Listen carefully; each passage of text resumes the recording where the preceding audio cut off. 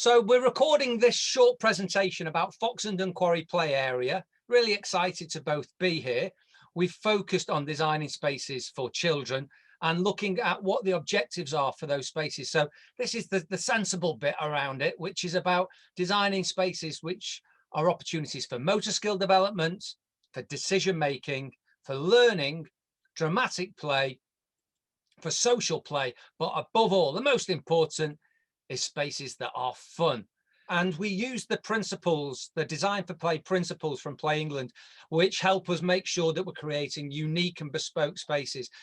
So Foxenden Quarry, you'll recognise this, the car park on the left there, the main road on the right at the top.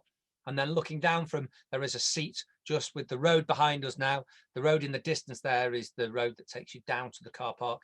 And this is a great space. You've got some beautiful mature trees. You've got green open space. You've got this large area which we want to retain, so you can still have a kickabout and you can still throw a frisbee. This is really about thinking on paper to start with and taking our inspiration from the site, so that, as Adam says, we get something that's really distinctive to the place we're working in. So here, perfect opportunity to use, drum roll, the quarry as inspiration, because it was an old quarry. So we've used that idea, and you'll see as we take you through the design that we've used lots of rocks and surfaces that really reflect that. So here you go. This is the hand-drawn sketch, now drawn in CGI digital. You can see the little image there is where it's located. Let's go to a bird's eye view looking through the space. And what we're going to do now, before you show you this digital film flying through, we're going to show you some of the key features to give you an idea of what they might look like. And I emphasize that word might. We will welcome your feedback. So one of the features is plenty of seating with a backrest, but not just a regular seat out of a catalogue, using locally felled, sustainably sourced timber and materials. This is an oak bench that we've designed, so something along these lines. Working with the whole idea of a quarry, we're looking at how we can carve into boulders. We've done this on a few projects now, different boulders carved out to create seating and places to go and sit in and keep nice and cool. A great idea for hide and seek. And you might recognize some famous faces on this slide. So let's have a look at the space. Here's one of the digital images.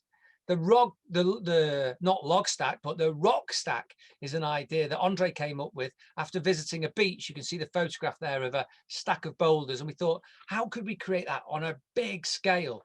And that's our idea, to create a big scale rock stack. So the rock stack, we think, will be about 2 meters high. And of course, you get this lovely texture of cool, hard rock that contrasts with the timber and the plants.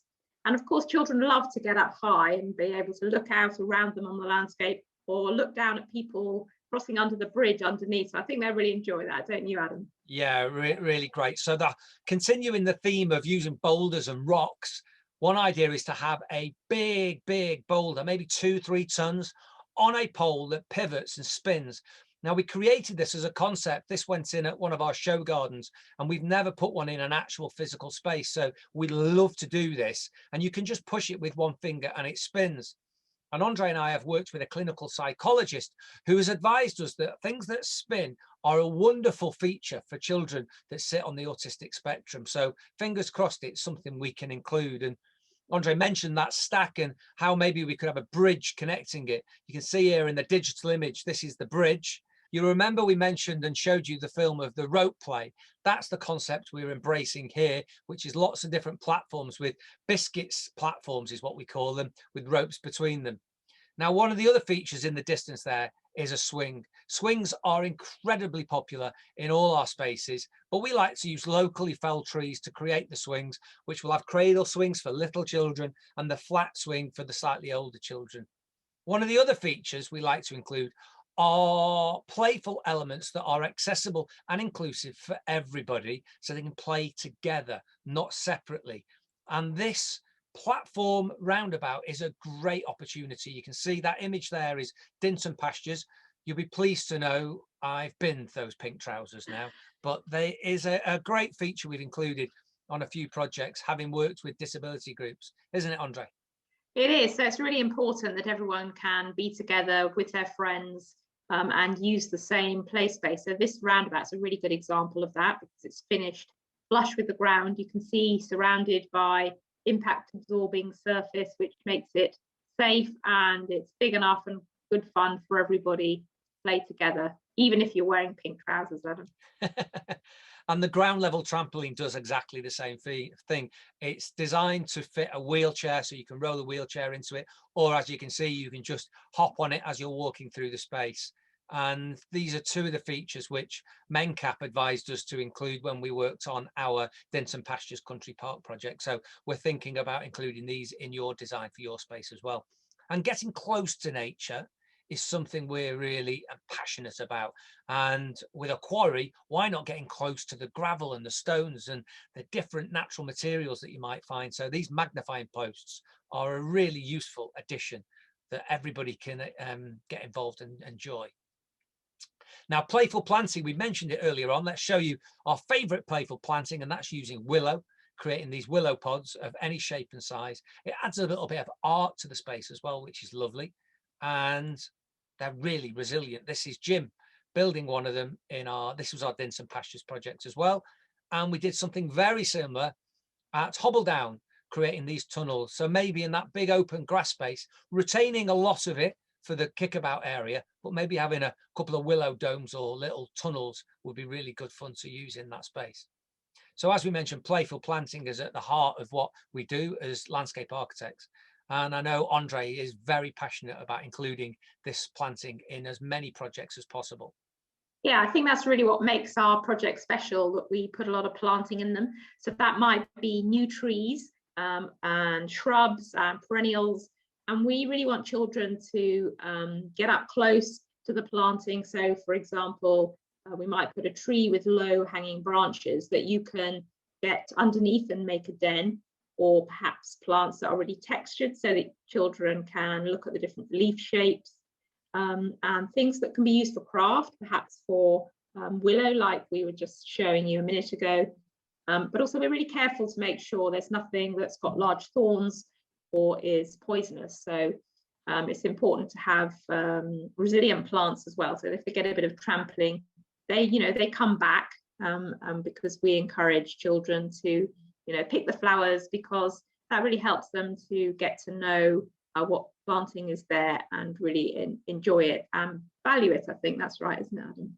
Absolutely. And we've delivered a number of projects now over the past 10 years where we've included a layer of playful planting. So we've worked with the maintenance team, the end users, to ensure we can include playful planting. So it's a tried and tested approach, and it's a wonderful way of connecting children with nature and creating a home for biodiversity. And our projects, no matter how big or small, can do their little bit to tackle the climate crisis and the biodiversity emergency. And if we all come together, as we know, little actions can make a huge difference. So let's drop into the digital film. Here we go, coming down the slide. And the surfacing at the moment, we haven't decided what that might be. It might be sand, it might be gravel, it might be an artificial one.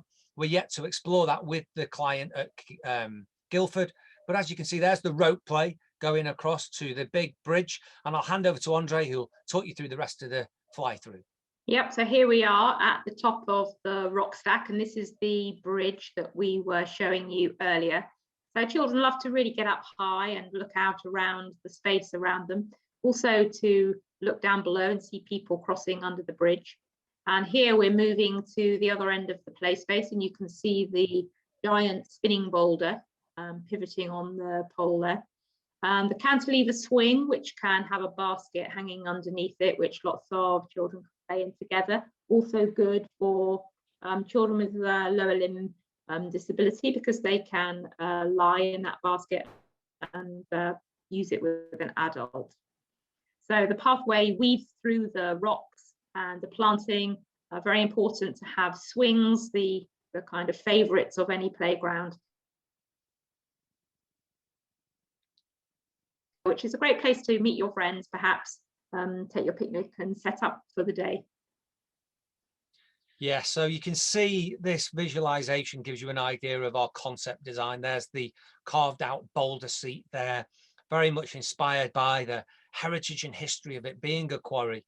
We would really encourage your feedback and thoughts. You can get in touch with Guildford Council and you can let us have your ideas and thoughts of what may else be included in the design. This is very much a concept at the moment, and we are all ears to listen to you.